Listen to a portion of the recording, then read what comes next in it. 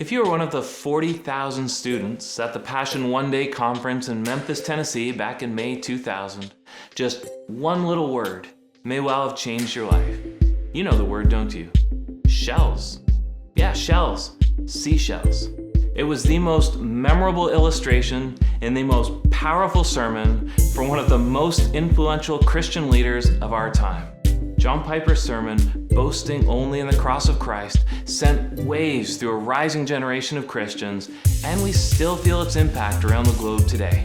The sermon turned moneymakers into missionaries, American dreamers into cross-bearers, and lovers of the world into lovers of Jesus. I'm old enough to be the father of almost everybody on the grass. And I speak to you as the father perhaps that you never had. And I speak to you perhaps as the father that you did have who never had a vision for you.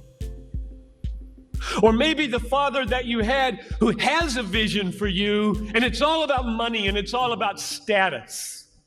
Out of all the messages delivered at Passion conferences over its 20-year run, and out of the hundreds of sermons Piper has preached over his nearly 40-year ministry, this sermon stands out above them all. So what made Piper's classic Shells message so powerful? Let's give it a closer look.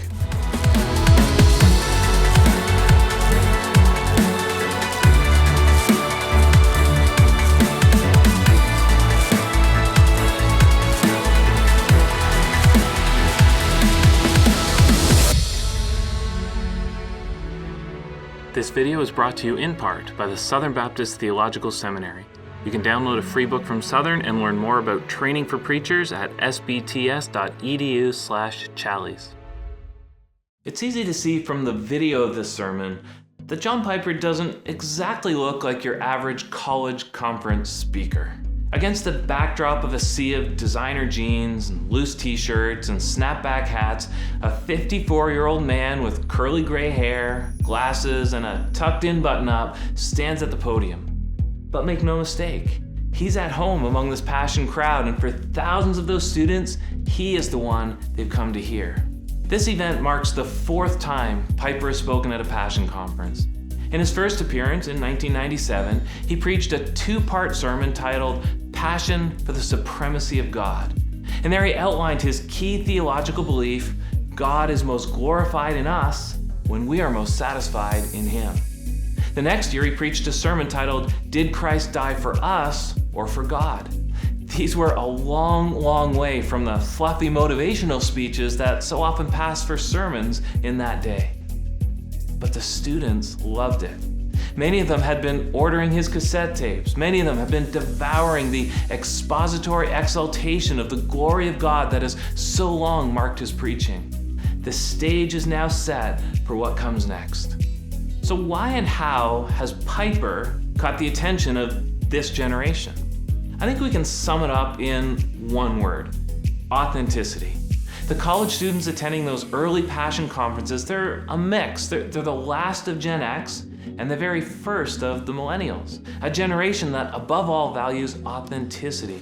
This rising generation wants genuine, authentic faith, and they've grown weary of preachers who water down their messages in a desperate attempt to be relevant. In Piper, that rising generation has found their authentic preacher. They found someone who really, really believes what he's saying and who is not going to pander to them in any way at all, and they honor that. They can't listen to Piper and be unaffected by his passion. From his unglamorous clothes, to his sweeping hand gestures, to his dramatic facial expressions, to his booming voice, students know that Piper truly sees the glory of God and just can't help but declare it. Even if they don't know what they believe, they sure know what he believes, and it is contagious. His authenticity is the bridge to his theology. Students are first drawn by his authentic passion, then they're captivated by his view of God. So when Piper takes the stage toward the end of that rainy day at the conference, hundreds of young people have made sure to shuffle back from the porta potties to their seats. They're now leaning forward expectantly. They're ready to hear his passion again. But even they could not have expected what happened next. You don't have to know a lot of things in order to make a huge difference for the Lord in the world. But you do need to know a few things that are great and be willing to live for them and die for them. People that make a difference in the world are not people who have mastered a lot of things. They are people who have been mastered by a very few things that are very, very great. If anything competes with authenticity for the top spot in the hearts of these early millennials, it's purpose. They want to make a difference. They want to change the world. They want to do great things for Christ. But at the same time, they find it difficult to even know where to begin. They've been raised on teaching that's long on excitement, but so short on content. They've been entertained, but never really challenged. They've come to doubt their ability to make any real impact for Jesus. And even if they want to, they don't even know where to start. Here, Piper makes purpose accessible for the students. To make a difference in the world for Jesus, they don't need to get a master's in theology. They don't need to be experts. They don't need to have it all figured out. All they need is to be gripped by Jesus. But as soon as Piper piques their interest in the sermon by talking about purpose, he masterfully turns it back on them. But one of the really sad things about this moment right now is that there are hundreds of you in this crowd who do not want your life to make a difference. All you want is to be liked. Maybe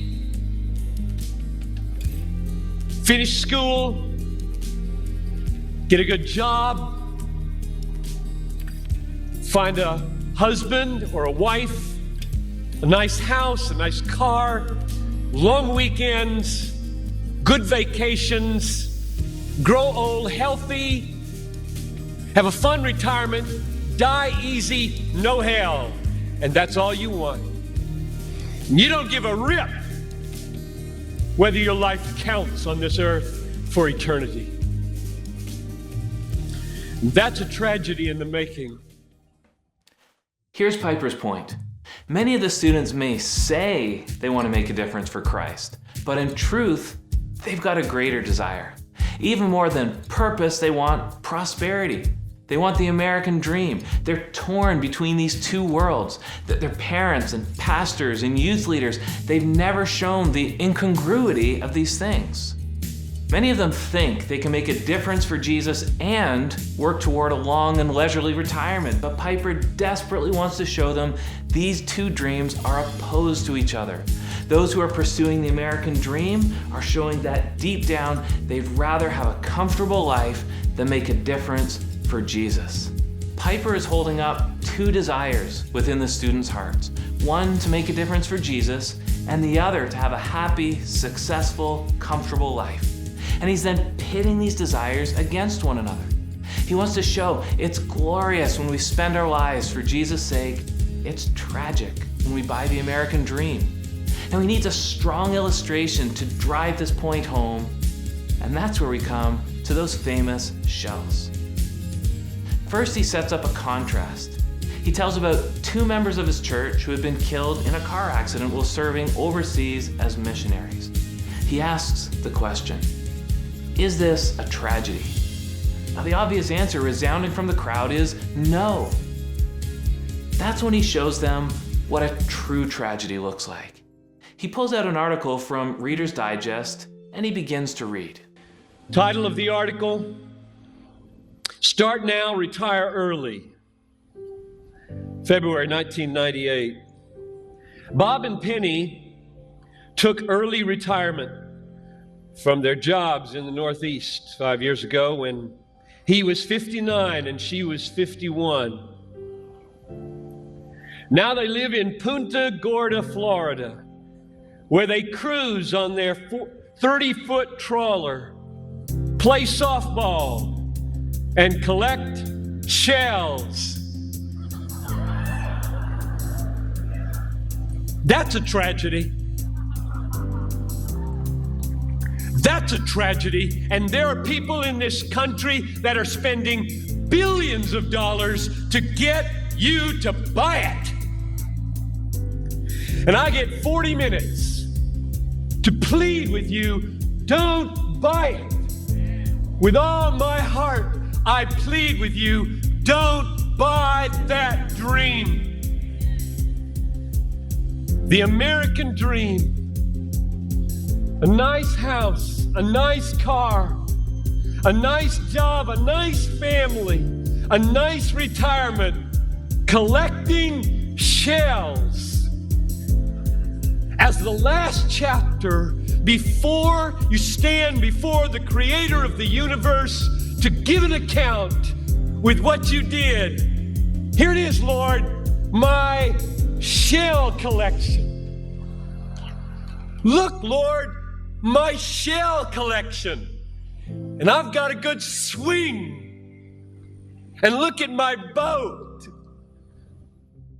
Piper holds up the American dream and he tests it against the light of eternity and the judgment of Christ, and it fails miserably. He takes a respectable part of the American dream, a long, leisurely retirement, and he shows it to be nothing short of foolishness. He shows that it's evidence of a dream that is far, far too small. In this way, he brings a whole generation to a fork in the road. They want both the American dream and authentic faith, but now he forces them to choose. They can choose comfort and success and prosperity and waste their lives, or they can choose Christ and experience the glory of making their life count for Jesus. But either way, they have to make a choice. They can't do nothing. It's impossible to objectively measure the influence of Piper's sermon, but many have argued it may be one of the most important sermons in our generation. Personally, I don't think there's any doubt. Countless Christian leaders point to Piper's sermon at Passion One Day 2000 as the turning point in their lives. Some were there that day, some watched the video later. Some encountered the message in Don't Waste Your Life, the book that was based on the sermon. But one way or another, they saw the fork in the road that Piper presented. Standing there, they looked down one road and saw the folly of the American dream. They looked down the other road and they saw the beauty of Jesus. They chose in that moment to make their lives count. The message of the shells lives on. Shortly after the shells illustration, Piper condensed his main point to a short rhyme that was first written by C.T. Studd. Only one life, 'twill soon be past. Only what's done for Christ will last. 48 years, I've seen that almost every day of my life. And I am here to plead with you to make your life count for the cross. Only one life, 'twill soon be past. Only what's done for Christ will last. It's an apt summary and it's a great motto. There's little doubt that the impact of this short little sermon, which was done for Christ and through Christ and to the glory of Christ, has lasted and will continue to last for many years and for many decades to come. If you're passionate about preaching like I am, I want to tell you about a seminary I've grown to trust and appreciate because I know they care deeply about preaching the Word of God. I'd encourage you to visit Southern Seminary, which has been under the leadership of Al Mohler for decades now. Southern is absolutely committed to training pastors to know and defend and exposit the precious Word of God. If you visit their site, they'll give you a free book that can serve as a resource to help you with the kind of bold preaching that we've been talking about here today. Simply visit sbts.edu/Challies.